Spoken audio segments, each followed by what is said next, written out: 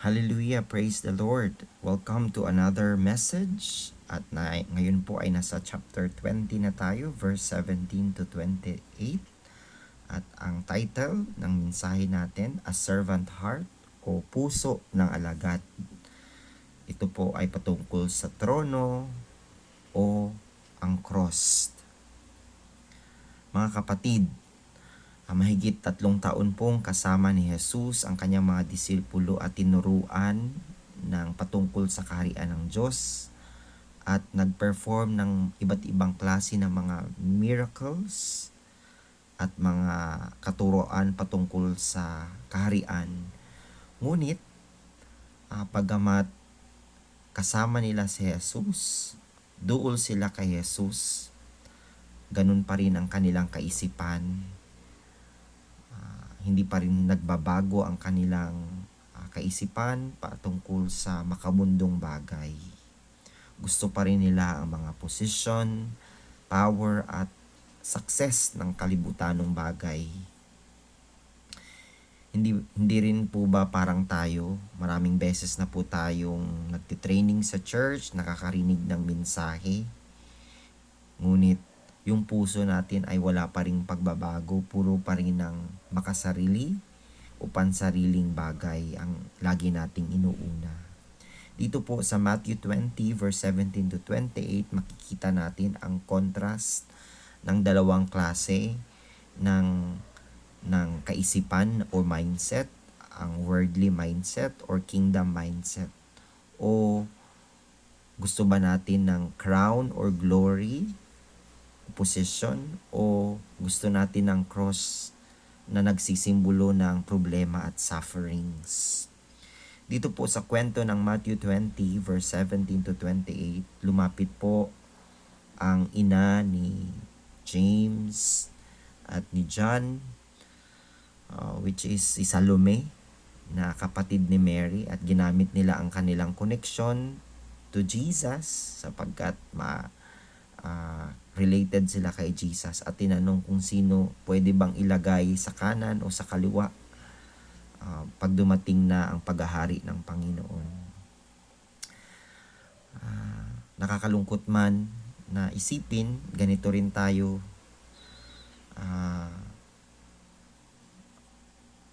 kahit anak na tayo ng Diyos, may possibility pa rin na inuuna natin ang mga bagay na makamundo, kapangyarihan at security. Dito po sa point number 1, ang puso ng mundo. Ang mga taong makamundo ay gusto ng trono, gusto ng position, ng recognition, pagkilala, at ayaw ng cross, ng kahirapan at suffering. Ngunit sinabi ni Kristo na kung gusto ninyong sumunod sa akin, take up your cross and deny yourself. Ngunit hindi pa rin ito lubos na maintindihan ng mga disipulo, makita ang iba't ibang klase ng mirakulo at ang paulit-ulit na sinasabi ni Jesus patungkol sa kanyang kamatayan at muling pagkabuhay.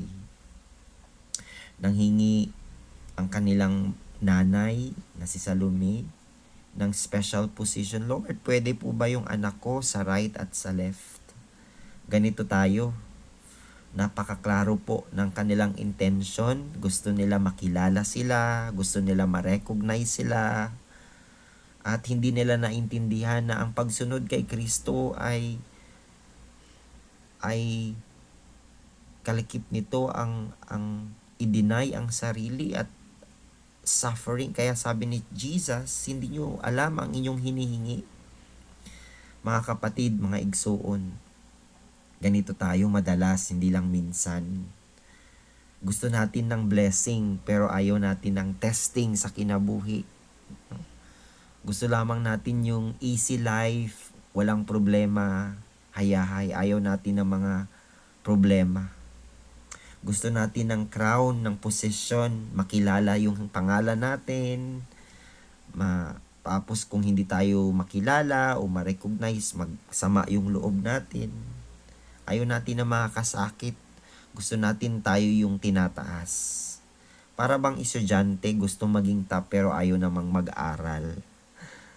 Gusto nang maging leader, president, deacon or position, pero ayaw naman mag-serve. Ito po yung puso ng mga taong makamundo, worldly centered or self-centered mindset. Ano kaya yung makukuha ko kung gagawin ko ito? Gumagawa sila ng bagay para may makuha. Paano kaya ako aangat sa iba o mas makilala? Yan ang makamundo. Halos lahat ng politicians, the world, people, ay ganito ang sinasabi.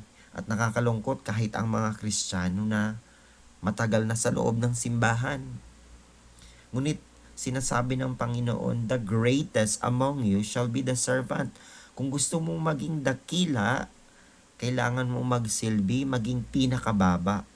Ayaw natin maging pinakamababa kasi nahuhuli yun eh. Gusto natin nauuna tayo. Nagsiserve tayo, nagme-ministry, pero gusto natin tayo yung mapansin at kikilalanin. I rebuke you and I also bless you in the name of Jesus na nawa ang Panginoon lamang ang kumilala sa atin at hindi tayo gumagawa para sa sarili lamang natin o para sa pera, para sa career, para ma-maintain yung position natin.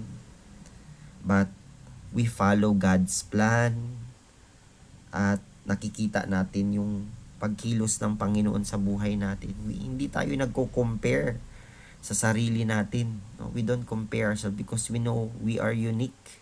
Alam natin kung sino ang tayo sa harapan ng Panginoon. Kaya dito sa point number 2, tinuturo ng Panginoong Hesus na ang pinakadakila sa lahat ay yung nagsisilbi o naglilingkod. Sinabi ni Jesus na ang pinuno ng mundo ay nag-aabuso ng authority. Mga igsoon, ang leader sa Ginoo dili boss. Huwag kang maging bossy. Dahil ikaw ang leader, ikaw yung matagal na, kundi you serve. Kaya tayong mga members sa loob ng simbahan na matagal na, hindi tayo mag-a-act na matagal o na the more we humble ourselves, the more na alam natin ang ebanghelyo si Kristo, the more tayo nagpapakumbaba. Tulad nga ng ating theme sa church, sa Hansarang, Awao, or sa Surigao also, na si Jesus, Jesus must be greater, I must be less. Diba? Siya yung mataas, ako ang mas mababa. Kaya wag yung dungog dili sa atua, sa Panginoon lamang. Amen? Ang kingdom principle, yung prinsipyo ng Panginoon, ng kaharian ng Diyos, ay baliktad, opposite ng worldly principle. Dito sa mundo, ang prinsipyo, pag nasa taas ka, ikaw ang magdumala, maging leader. Pero ang sabi ng Panginoon, ang tinuod nga dako, mao ang pinakaubos. Diba? So, baliktad. Anong dapat nating isipin? Sino kaya ang tutulungan ko? Hindi yung, dapat sila tumulong sa akin. Dapat mag-serve sila sa akin. Hindi natin iisipin na, dapat magbigay sila, mag-respect sila. Hindi. Ang isipin natin, ang kabaliktaran ng ating mindset, kingdom mindset, is paano ako makapagbibigay, paano ako makakatulong, paano ko sila mapagsisilbihan. Yun ang tamang mindset ng kaharian ng Diyos. That's kingdom principle. Halimbawa po, sa pamilya, kung ikaw ay ama ng tahanan o leader ng bahay o ng simbahan, wag puro laging ako ang masusunod. Hindi po.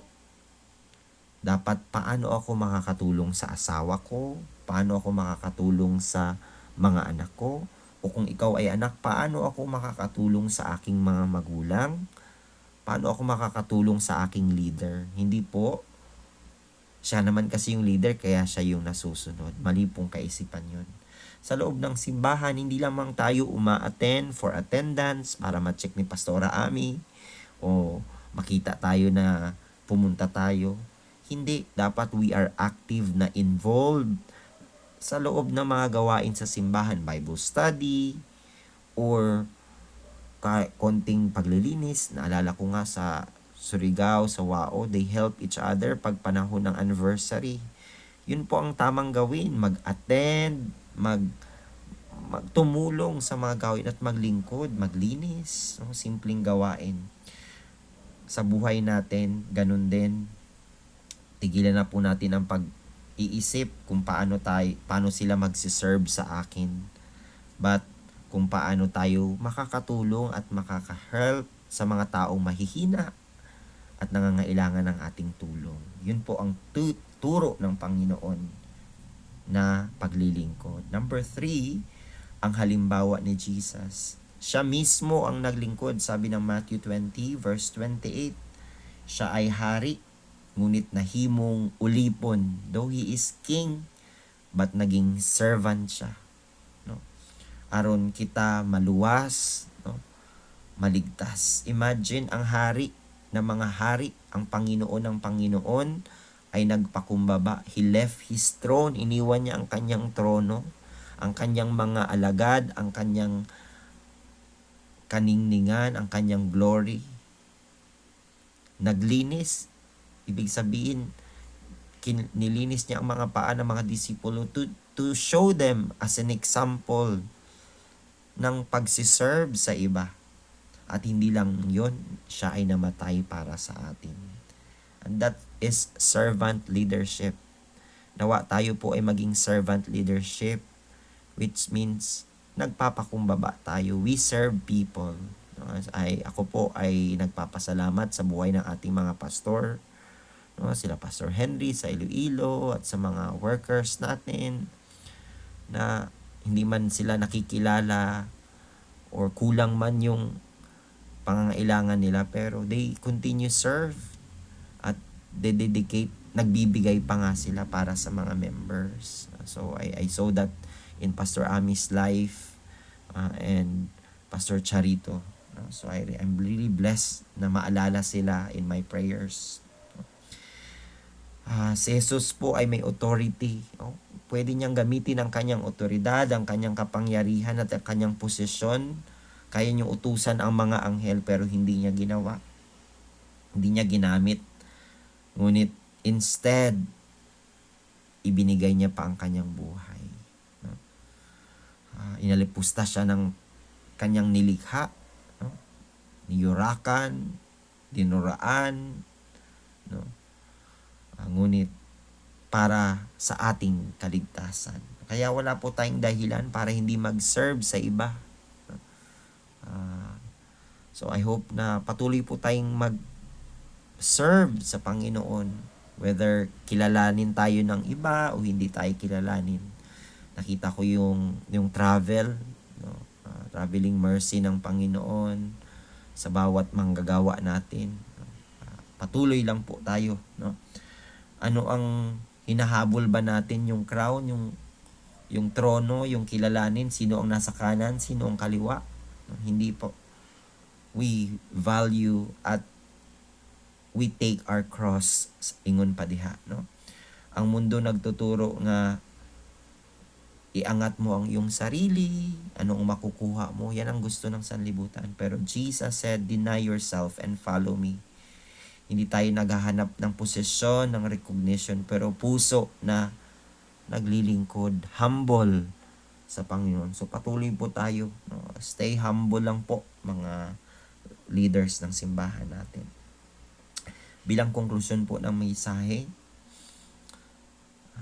may pag-asa po ba tayo? Matagal na tayo sa loob ng simbahan, 15 years, 10 years, workers, pero ganun pa rin yung buhay. Yes, of course, may pag-asa po sa salita ng Diyos. Alam nyo po, si John and James, bagamat meron silang selfish motives nung umpisa, pero alam nyo ba na nabago din ang kanilang buhay sapagkat isa sila sa mga dakilang mga apostol. Si James nga ay naging isa pang martir para sa Panginoon, namatay para sa Panginoon. Yun yung cross. Nung una, ang concern niya is position, pero hindi. Si John din, siya ang isa sa mga huling mga disciples na namatay doon sa Patmos, kaya nasulat ang Book of Revelation. Marami rin siyang suffering na ininda, ngunit may purpose ang Panginoon. That's why kayang baguhin ng Panginoon yung ating buhay, yung ating nakaraan, yung ating mga masamang pag-uugali, yung kaisipan nating mali. May pag-asa po sa salita ng Diyos. Amen? Kaya patuloy po tayong makinig. Kung sila binago ng Panginoon, kita po pwede baguhon sa Ginoo. Kung willing lang tayong sumunod sa Kanya, magpatuloy. Amen? Kung gusto mo maging dakila, no, sa kaharian ng Diyos, matuto tayong yumuko. No? Humble ourselves. Magpakumbaba sa Panginoon. Lord, Ikaw nang bahala. Ikaw ang maggagawa nito. Ang daan natin para mapataas tayo at i-recognize tayo ng Panginoon, lower ourselves. Magpakumbaba through serving. No? Yung pag-serve sa Panginoon na walang bahid na mga motibo. No? Lord, tanggalin mo ang ako nga pride, no? Tanggalin mo ang ako mga motibo at bigyan mo ako ng servant heart kung saan I am willing to serve you for your glory, no? So, yun po ang mensahe natin. Nawa ang lahat ng ating miyembro ay patuloy na mag-serve sa Panginoon at tiyak ako ang Panginoon na hindi nakakalimot na mag-reward, no? Magpala sa mga taong kumikilala. I remember, even a cup of water, He will never forget our rewards. No? So, God bless you. And happy Lord's Day, everyone.